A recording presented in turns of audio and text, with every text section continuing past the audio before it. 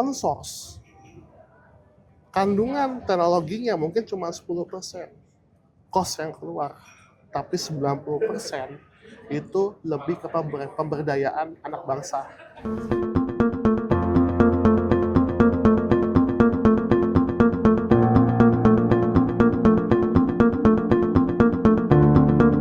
Halo sahabat Inti, kembali lagi di Inti Talk bersama saya Nur Nadia Islamiyah. Sesi forum kali ini kita akan membahas mengenai pengembangan kedaulatan data nasional yang akan disampaikan oleh Bapak Rio Ardian selaku SVP Sivali Cloud Technology. Selamat siang Bapak. Ya. Boleh dong Bapak sapa-sapa dulu sahabat Inti?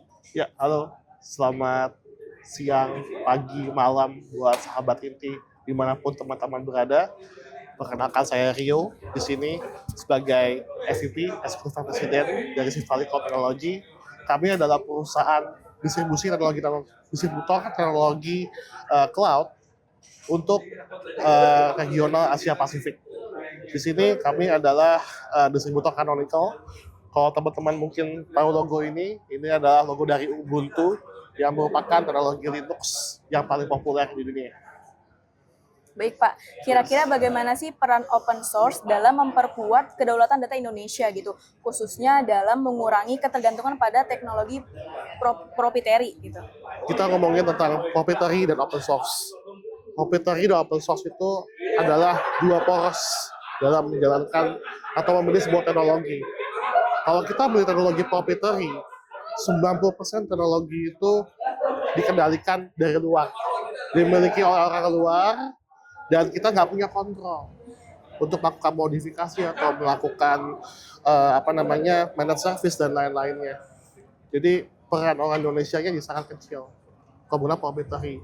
Dan dalam sebuah bisnis, kalau ada perusahaan menjual produk proprietary, umumnya dia hanya menyediakan solusi untuk jual belinya aja, nggak bisa menyediakan orangnya. Jadi orang Indonesia-nya sangat minim, mungkin orang salah saja. Tapi kalau kita ngomongin produk open source, ini beda ceritanya.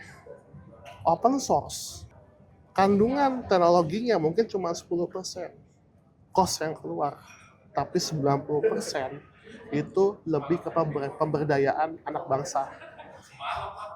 Untuk apa aja? Orang yang jualan pertama, ya termasuk ya proprietary tadi ya, ada orang jualan. Terus yang kedua siapa lagi? Orang yang melakukan sizing, melakukan desain. Yang ketiga, orang yang melakukan implementasi, melakukan proses teknologinya. Yang terakhir siapa? Yang ngurusin maintenance sehari-hari.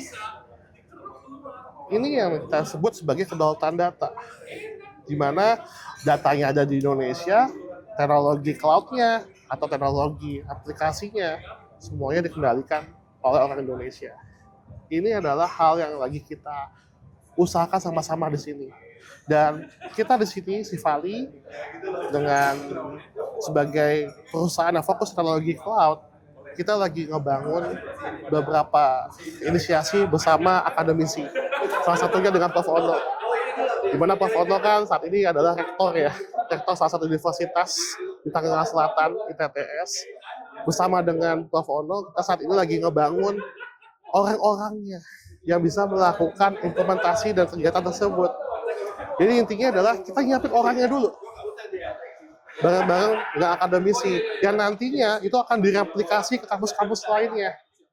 Dan dari Sivali kita kemarin bikin bootcamp, in total udah dapat sekitar 10 orang terbaik dari ITTS, dan 4 orangnya kita serap ke perusahaan kita untuk bekerja bersama dengan kita. Wah, menarik sekali ya Pak ya. Yes. Kira-kira tantangan utamanya nih Pak dalam yang dihadapi industri dalam mengadopsi solusi open source tadi untuk sistem informasi publiknya itu seperti apa ya Pak? Ya, masalahnya satu sih. Apa tuh Pak? Orangnya kurang. Orangnya kurang. Makanya kita perlu lebih banyak gerakan-gerakan, edukasi, bootcamp, training. Dan di sini di Sivali, iya kita adalah perusahaan distributor. Yang menarik apa? Perusahaan distributor fokus utamanya adalah edukasi. Kita memberitahu bahwa untuk menerapkan teknologi open source, mau untuk keperluan pemerintah, perbankan, public sector lainnya, itu butuh orang-orang yang well trained, ya nggak? Itu tantangannya, orang-orangnya. Tapi nggak usah khawatir. Sekarang kita juga kolaborasinya nggak cuma melalui universitas juga, tapi juga melalui komunitas-komunitas. Ya mungkin nanti ke depannya kita bisa gandeng komunitas lainnya, ya kita mengundang siapapun ya ke sini untuk bisa ikut serta dalam gerakan. Apalagi dalam acara ini, ya kita lihat semuanya lagi berusaha banget supaya bisa berdaulat secara data. Betul kan? Betul. Kira-kira hal tersebut apakah berdampak banget gitu mengenai kedaulatan data nasional? Yes, penting, itu berdampak banget.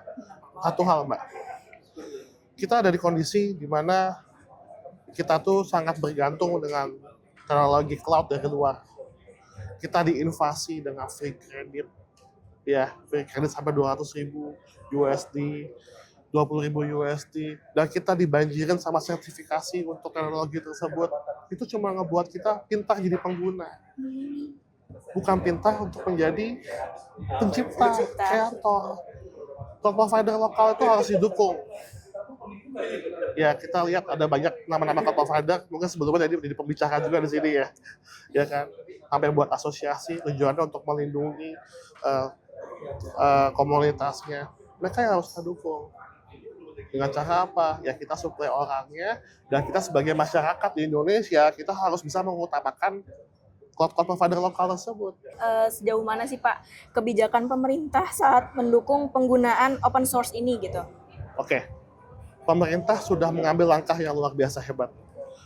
Kita kemarin dikasih kabar gembira adalah Bu Menteri ya, sama Bu Mutia dengan Komdigi nomor 6 tahun 2025, di mana pemerintah terutama dalam penyelenggaraan SPBE itu harus didukung dengan teknologi open source.